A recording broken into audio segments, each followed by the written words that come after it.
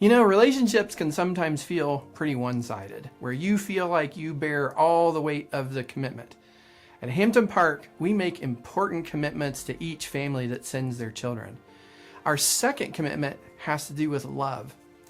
You know, every Christian school would say, we love God. That's our supreme calling, and yes, we love God. But you know, it's important to love God on His terms. For how many of us is that just lip service? Our faculty and staff at Hampton Park need to be in God's Word personally. They need to be communicating with the Lord in prayer. They need to be thinking often of how they can love God in the way that He's called them to love Him and others. If we aren't doing that, we're not a Christian school. The second aspect of our commitment to love has to do, interestingly enough, with loving one another as a staff. You know, I've seen too many Christian organizations where the people that show up to work don't seem to really care a whole lot about the person next door.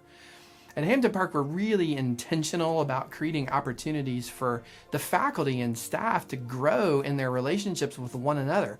Because if we're not loving each other well, how in the world can we expect to model Christ's love for our students? The third aspect of love has to do with loving our students. And you know, what Christian teacher wouldn't say, yes, I love my students, but how often is that on their terms? We've talked a lot at Hampton Park about how we can learn how to relate to students in the way that love is meaningful to them on their terms. How do they receive love? How is it communicated well to them? Because it's easy to say, oh, I'm loving them by being tough on them. And sometimes we need to do that, but often that's a cop-out, isn't it? And again, a reflection that we're just loving them on our terms. We have to learn to love each child individually in a way that's meaningful for them. And finally, the last aspect of our love commitment to families is to the parents themselves. You know, there's a running joke in education about how much fun it would be to teach if it weren't for the parents. We reject that. Love is sacrificial. It can be hard to love God and to love each other and to love students day in and day out consistently. And it can be hard to love parents sometimes too.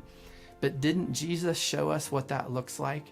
And didn't He show us that loving other people is in a meaningful and sacrificial way? So our commitment is to love God personally, to love each other, to love your children, and to love you in a meaningful, sacrificial, Jesus-like way.